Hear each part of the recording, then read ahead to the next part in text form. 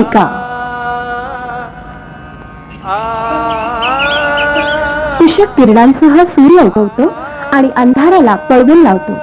आता सुरू होतं प्रकाशाचं साम्राज्य. हाच तो अज्ञानावर ज्ञानाचा विजय. छठ हा बिहारमधला एक मोठा पर्वणीचा सण. या दिवशी शक्तीचं प्रतीक मानून सूर्याची पूजा केली जाते. सूर्याची शक्ती म्हणजेच षष्ठी देवी ही आपल्या मनोकामना पूर्ण करते असं इथं मानलं जातं. नदीमध्ये दीप विसर्जन करून या पर्वणीची सांगता केली जाते.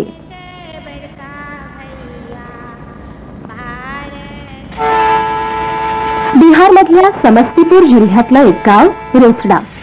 इथून जाणाऱ्या रेल्वेतील यात्रेकरूंची स्थिती दयनीय आहे. तर गावातही अंधश्रद्धा आणि अज्ञान आहे. विज्ञान युगातही घुंगट खेळणाऱ्या स्त्रिया इथं आहेत. हे सारं पाहून वाटतं विकासाचा संदेशही इथे पोहोचला नसावा.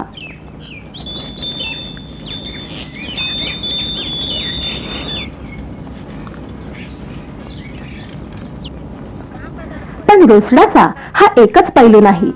इथल्या अशिक्षित महिलांना रुग्णांवर उपचार करताना पाहिलं की आश्चर्य वाटतं.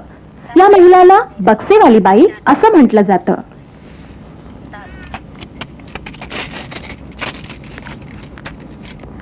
बक्सेवाली बाईचं काम करणारी ही महिला तिच्या गावातल्या शिक्षकांच्या सांगण्यावरून रोसडा समुदायातल्या दीदीकडून तिनं औषधोपचारांचं प्रशिक्षण घेतलं. रोसड़ा समुदाय पर जाइयो, वहाँ दीदी जी बक्सा वाला काम देता, वहीं हम ट्रेनिंग ले लिए. ही आहे समुदाय संस्था. सुमारे 2 दशकांपासून दलित क्षेत्रात ती समाजसेवेचं काम करते. सुदृढ आरोग्याद्वारा समाज परिवर्तन हा या संस्थेचा मूलमंत्र आहे.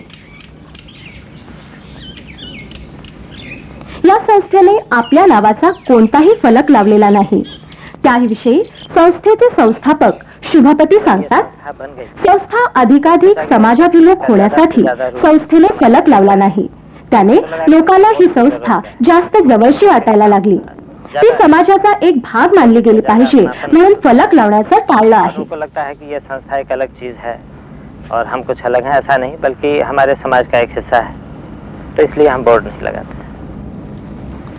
संस्थेच्या अध्यक्षा डॉक्टर कल्पना शास्त्री म्हणाल्या, मी या गावात आले तेव्हा गावकऱ्यांची आणि विशेष करून महिलांची स्थिती खूपच दयनीय होती. वैद्य आणि भगत हे कोणतीही औषधं देत, त्यामुळे मृत्यू होत होते.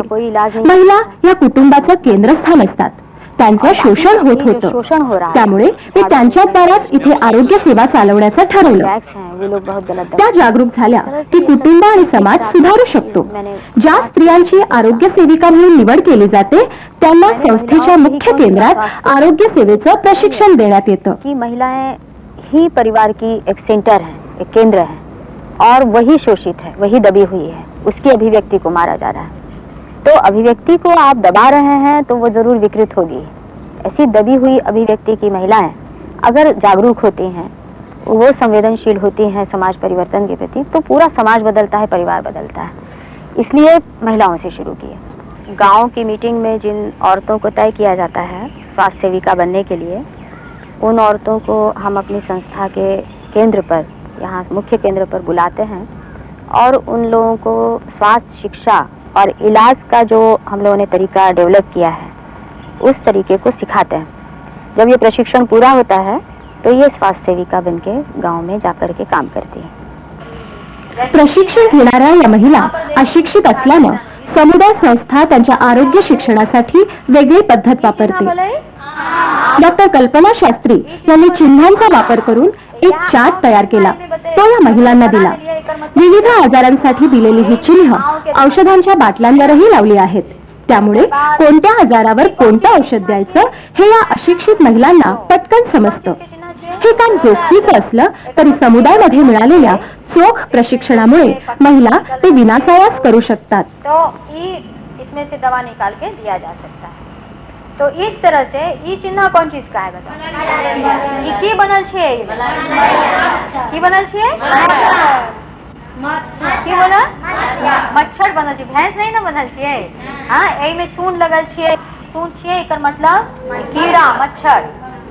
अच्छा, इसमें कोई डिब्बा है जिसमें दस्त का चिन्ह बना हुआ है, झाड़ का चिन्ह बना हुआ है? तो बताइए, आकर के बताओ। जैसे ये है, यहाँ पर देखोगी तुम झाड़ पहचानोगी तो यहाँ सामने से आओगे।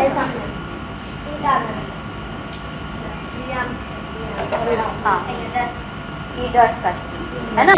तो जिसमें सीखोगी कि दस्त है, वही बड़ी डिब्बा से भी गोटी पड़ सके।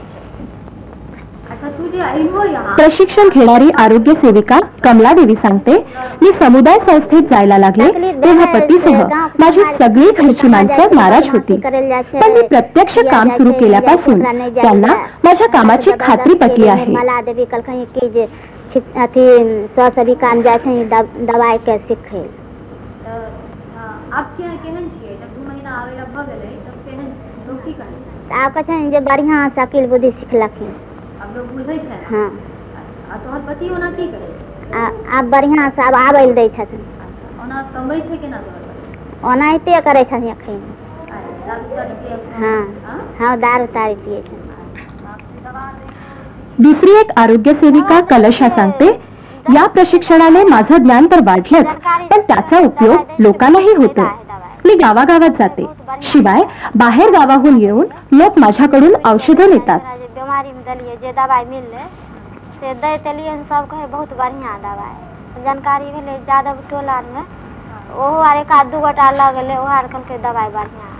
जेना ही जानकारी भेल ओहो आर घर से लगल। अब तू घुमै छौ?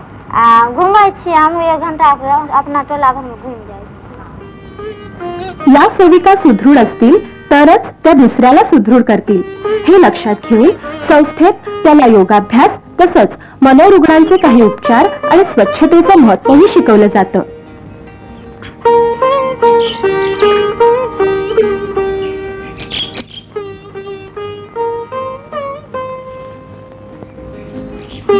प्रशिक्षणानंतर आपापल्या गावात या सेविका रुग्णसेवेचं मोलाचं काम समर्थपणे करतात। आजारांना औषधं देण्याबरोबरच हुंडा पद्धती, दारूचे दुष्परिणाम तसंच घरगुती तंटे याबाबत त्या जागृती करतात।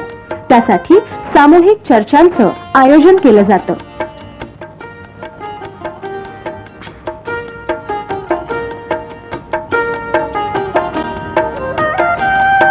समुदाय संस्थेचे आरोग्य शिक्षण या महिला घराघरात पोहोचवत आहेत। आज त्यांच्या शब्दाला मोल आलं आहे। दूर दूरवरून महिला त्यांचा सल्ला घ्यायला येतात।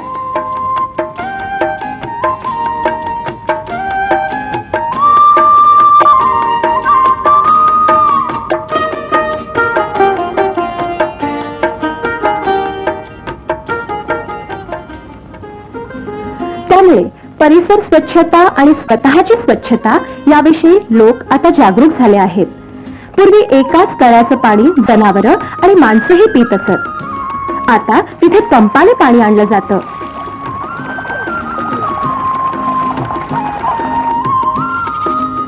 गावातलं राहणीमानही बदललंय, त्याचं श्रेय जातं समुदाय संस्थेकडे।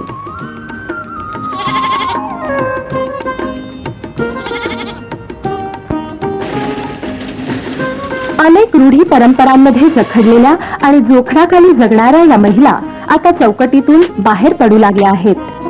ज्यांचं जगणं दुसऱ्याच्या हाती होतं त्या जीवन देण्याचं काम करत आहेत।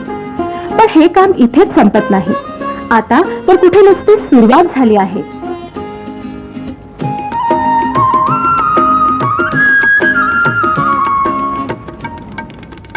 प्रत्येक कार्याचं काही ध्येय असतं, त्या उद्दिष्टापर्यंत पोहोचण्यासाठी समुदाय संस्थेचं हे कार्य चालत राहिलं पाहिजे।